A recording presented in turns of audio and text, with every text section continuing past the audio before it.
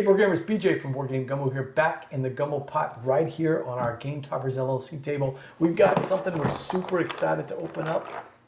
It's Boonlake.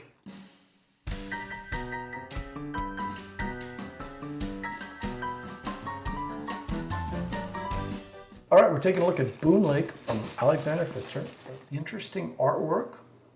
Got kind of a near and far look on the top of it. Honestly, it really does. Got kind of a near and far look there.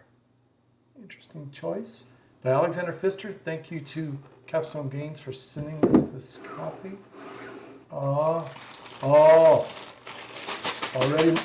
Already my kind of game. Steve and Patrick, lots of wooden stuff. Let's go and see what's inside. Boy, your blues, your reds, your greens, your yellows are gold, as we say in the Gumbo. Lots of wooden pieces, big, chunky, thick wooden pieces. I like this already.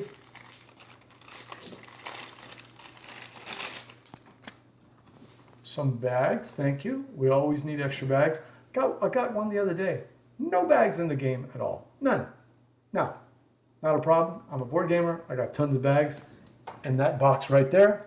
But still, what if I wasn't? What if I was just, hey, this is the first game I want to buy? No bags at all. Couldn't believe that. We're going to take a look at the cards in just a second. I want to look at the rule book. Whoa, time roller. Look at this thing. Woo! A very large rule book. And some stickers stuck on the rule book there. Not sure what that is. All right. Boonlake. Alexander Pfister. Finally, you have arrived at Boonlake. The abandoned region along the shore of the lake of the same name almost seems uninhabited. There's only a small group of people watching over nature and trying to develop life according to their own ideas. The land has hardly been explored, but the gorgeous surroundings will provide valuable opportunities to improve the lives of Boonlake's inhabitants. On your turn, you have to choose one action, and all of you will benefit from it. Exploring, settling, breeding cattle, hiring, modernizing, building, sailing. What goals will you pursue? It's all up to you in Boonlake. And that is one of the things that drew me. I watched the video from John Gets Games, and I love the follow mechanic. I love the action selection where everybody else also gets to do the action, even if it's lesser. I also like the way you select the actions and the bonuses you get. So I'm getting excited about it. Yellow? No, is that yellow? This is gold. I play gold and I get my choice every time. Steve, you talking to the crowd, name father. Oh, time rolls the blue player. Okay, well, you'd have plenty of choices with me because I never play blue. There you go, beautiful blue pieces. I love it.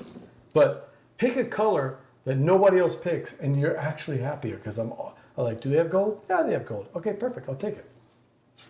Yeah, blue. All right. What would Patrick's color? Patrick's color would be burnt orange. What would Patrick's color be? We're going to have to find out. So this is a very long rule book. Like right off the bat, visual keys to what each step of the setup is going to be and where it is on the board.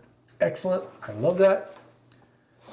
We've got the game. I love how they break it up into different colors, so it's not just one big blob of text. We've got this orange here for phase A, this blue here for phase B, and green here for phase C. I like that. Effects and actions. This is going to be, this part is going to be pretty simple because this is just explaining a lot of the icons. I watched the John Gets Game one, and I was impressed. The icons I saw were intuitive. Like before John even said what they were, I was like, well, yeah, lightning bolt, it's going to be free. It's going to be immediate action. Sure, that's spinning coins. Oh, that's doing this, Then we go through all the different aspects of the issues. Exploring, that's putting the tiles out onto the board. I'm going to show you that when we get the board out. Developing, that is placing inhabitants on unoccupied building sites. I guess that's not the cattle part. That's just developing. Upgrading is bumping up the inhabitant to a house to a settlement. Putting the actions, we've got pioneering, settling, cattle breeding, and then how to score, hiring, progress, and building. Then we look at the interim scoring. What's neat, and we'll see this when we break this out, that there's like an income phase and interim scoring, and I like that. Then we got the final scoring. Oh, and the rest of the book is solo mode and charts on all the different symbols. Now, why doesn't every rule book have this? Look at this, Steve. A chart on a page on every single tile, every single symbol. I mean, sure, it took an extra 6 pages, but how much work are you going to save not having to dive into the forums and explaining everything to people? Because all of these things are in here. All right, so that is the rule book. So far, so good. Time roller, I think you're right. All right, let's take a look at some cardboard here. Lots of, whoa, okay. Lots, Okay, so this is the board itself, and then got all the, oh, so this is like the player board here. Okay, yeah, so this is the player board, and you've got to punch out all these parts because you're going to be filling those back up with tiles. Yeah, okay, that's why they're blank. All right, so in the game, each player has 12 slots. They're called levers that you can add back to them, and they're going to give you, I guess, bonus actions we'll figure out as we go along. You also have this part here, which is basically your economy. So instead of having actual resources, notice there's a lot of meeples, a lot of wood, but no resources. The resources are here instead. So we'll have 2 boats here, and that part on the river tells you that you can produce that type of resource, either wood or loam, I think they call it. It looks like clay to me, stone, and iron. So as long as you have a boat in the water next to that, you're able to produce it. And also, you've got upgrades. If you want to upgrade these things, you can put these tiles back in, and now you've got a permanent wood, a permanent clay, a permanent or loam, permanent stone, or permanent iron. So it's a way to decide. Now, the trick of this on the resources, and I thought this was diabolical, the trick is that the boats on the river give you that resource at the top, and you got 2 of them. So right off the bat, you've got 2 wood that you can use to do stuff. But you can always slide your boats down for free. Oh, maybe you want to get a stone and an iron. Let me just slide my boats there. Now I've got a stone and an iron that I'm producing. To move them back to brick or move them back to wood is going to cost you 2 gold. What a delicious, juicy decision there. Free to play here, free to slide on, but now I've got to spend money to move it back. So that almost incentivizes you to upgrade these resources. I like that. Okay. This, as Tamarilla said, this is a dual layer board. So we've got all these places for our settlements and our people, and they'll fit into all these different slots. All right. So that means that there's going to be something underneath it. And yes, there is. So underneath here is all the slots that this is going to fit on. So once we punch all these things out, we'll see all the different things that we can improve. We'll see all the costs and benefits.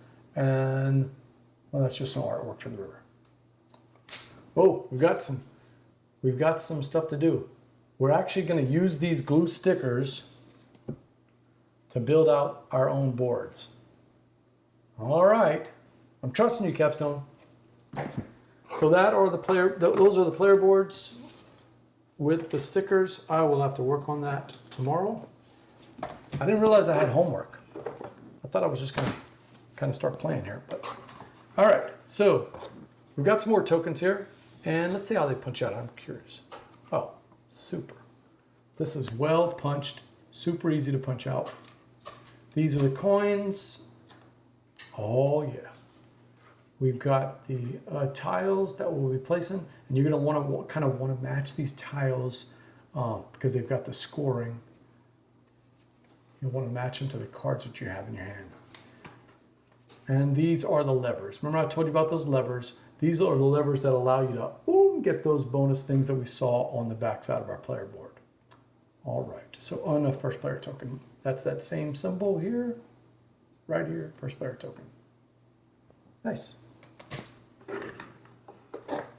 More homework, Taylor? More homework. All right, tiles This is partly a tile laying, or at least building. You're going to be upgrading the main board, which we haven't even got to yet, and that's with these tiles. These little pasture tiles are where we're going to be able to put some cattle, maybe put out some people. So we've got to do all of that here. We'll punch those out, and yep, nice and easy. First ones don't have any costs on them at all. So that is going to be pretty simple. And of course we've got some player markers for the scoring. Blue, red, gold, and green. I'm not sure what this board is. Oh, more dual layer. Wow, we've got some work to do, man. Oh, now we get to the meat of the game. All right, so your actions selections. All right. So more tiles here. I actually don't know I don't actually know what these tiles do, so I'm gonna have to figure that out. But I know what these are. These represent all the different actions I'm going to take. And what's neat about this is that they're going to be stacked up. Maybe sort of kind of reminding me a little bit of Otis, where they're stacked up and you're going to choose that action. As long as the action doesn't get all the way to the bottom, that's where you have to pay a little bit of extra money to take those actions. You'll take this action, slide it out, and you'll do this side of the action. See where that arrow is? You'll take everything on the left side of the action. And then once that's complete, everyone will take the right side of the action. So you really have to be careful what actions you're picking. Okay, so you'll notice that on the action slides, each one of them has a symbol for a card. This is, in some ways, a card game that has suits. The suits are kind of an evening, a day, and then a sunset. Yeah, I agree, Tom Roller. This is the part that gets me really excited.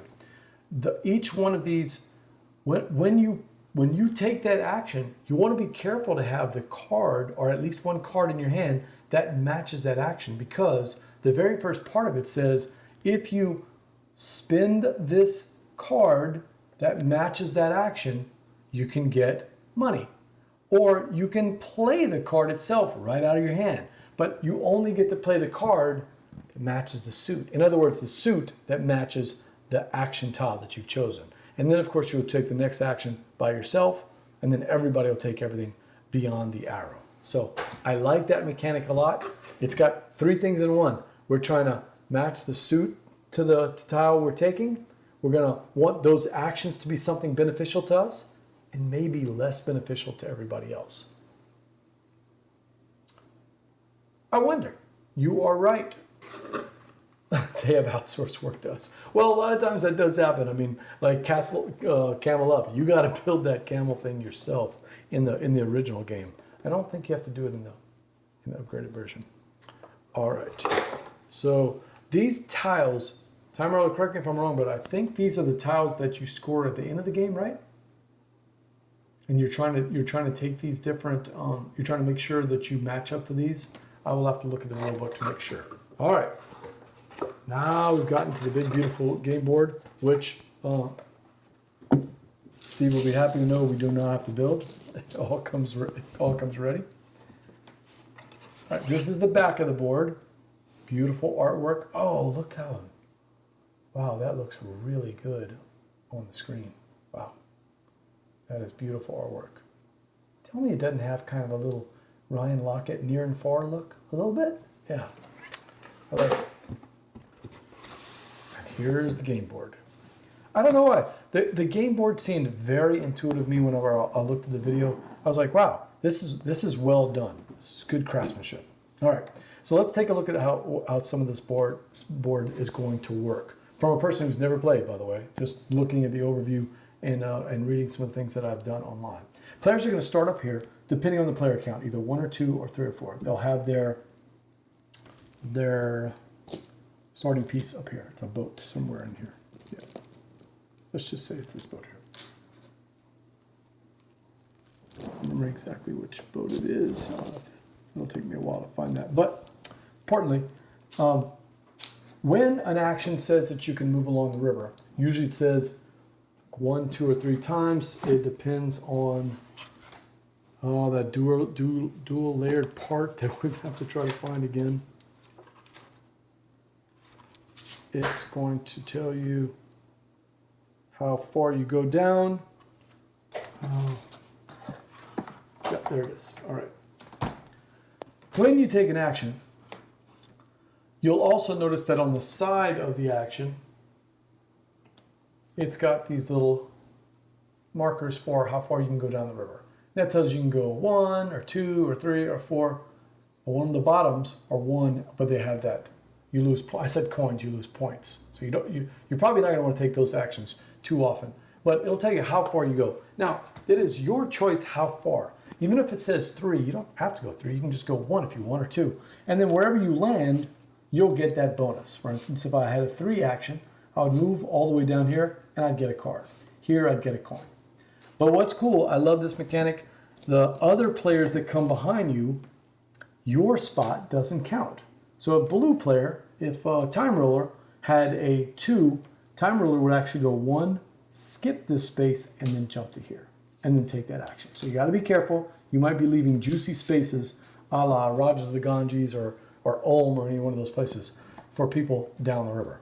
Now, that only applies to regular river spots. This spot here, these kind of anchor spots, kind of eddies or big pools, those spots are a little different. Any number of boats can come here and they don't count for jumping, but they give you a bonus whenever you get there. Notice also that there are bridges, dams, I mean. When you get to the dam, that is going to trigger the income phase. So removing all of your pieces from your board will give you little bonuses behind there that are going to come back to you every time you hit the income phase.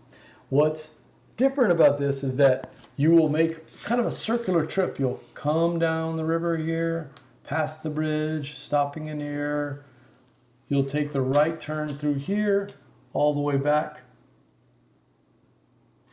to here, sliding back around again, and then back here until you get to the southern spot.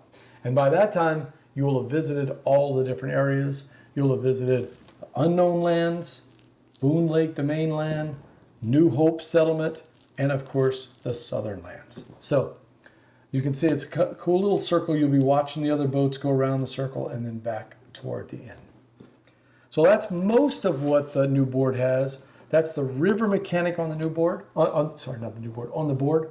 Also, anytime you're moving your economic engine down here, you can see that as you do that, you're also increasing your money supply. So you'll definitely want to move the person, I forget what token it is that we use to move down here, but you'll definitely want to move it down this as far as you can. We've seen that in other Alexander Pfister games, so that's going to be familiar. Notice on the board that each section has spaces for tiles, but some places, while it is a hex map, it's not a pure hex map. So this space is not a space. This space is not a space. It's got to look and have the little slots to make it look like a hex. And also, some of the spots are only going to be used in larger player counts, like 3 and 4 here. So we'll have to be careful about that. Obviously, getting down the river is going to net you more points, so you'll want to think about that as you go along. All right, we'll take a quick look at the cards themselves.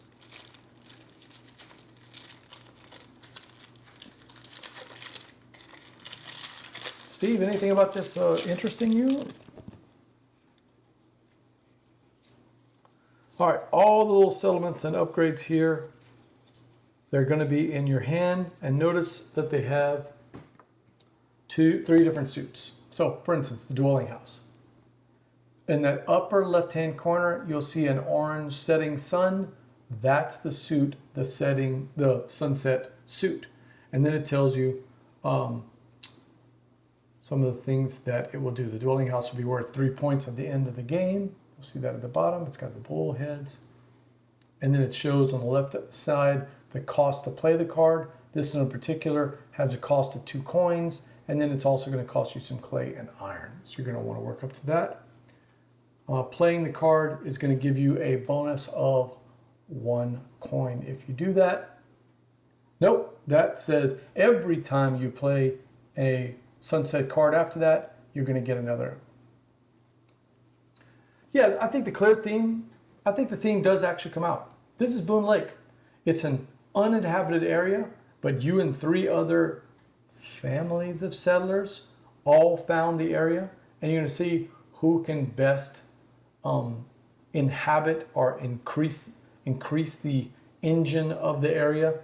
But you're going to have to do it cooperatively because it's a small area with just 4 settlements, and everybody's gonna have to kind of pitch in. So Steve, you're going to want to open up some pasture. That's okay. By doing that, you're helping everybody else. So houses that you build are going to also give other players points whenever they put settlers next to them. So it's sort of this little mini symbiotic relationship in that you've got to be careful that you're not helping other people too much as you play the game.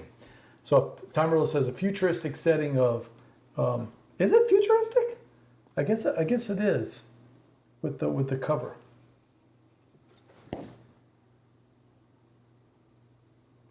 I looked at it just like discovering kind of new lands on there.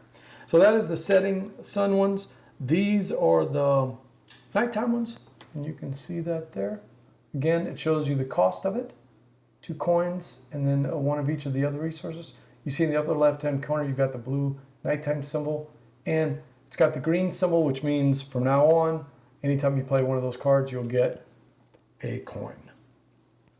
Some of the cards have lightning bolts, and that's pretty standard in any game. You get that benefit immediately if you play that. So let's see what else we got here. Yep, we got some daylight cards. All right. So this one's kind of an optional one. So this daylight card costs you 5 coins. It's got the light blue daylight symbol. It also costs a wood and looks like a stone. No, iron. And it says you get either an immediate bonus of that card, or anytime you play a cow to your land, it's going to cost, or a cow to the land, it's going to give you 2 coins for that. And then, of course, cattle supply is worth 1 point at the end of the game.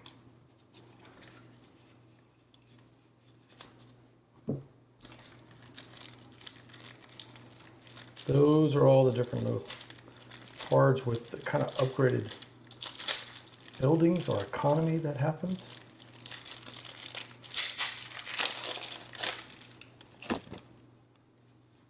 So the same cards, yep. More of those same suit cards. Blacksmith, Watchtower, Fort. I like the art. This is a unique art. I like the statue. That's neat. And the statue comes in different times, so you see the statue at night or you see the statue in the daytime. Well, that's everything you're going to get in the game of Boonlake from Alexander Pfister. Looks like some economy that you're going to be building.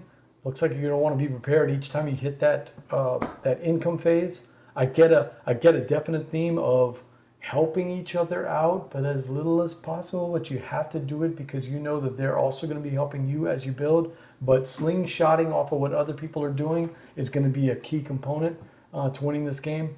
I also see that adding the mechanic of playing the suits to play what you want for the actions, to get the bonuses that you get, to get the resources that you need to increase the economy of your engine, so that the next time you get down the river, it's going to make that, there's that bonus I need to do that whole chain again. So picking how far you're going to go down is going to be important. There's a lot of little things that are going to go, but it doesn't look complicated at all.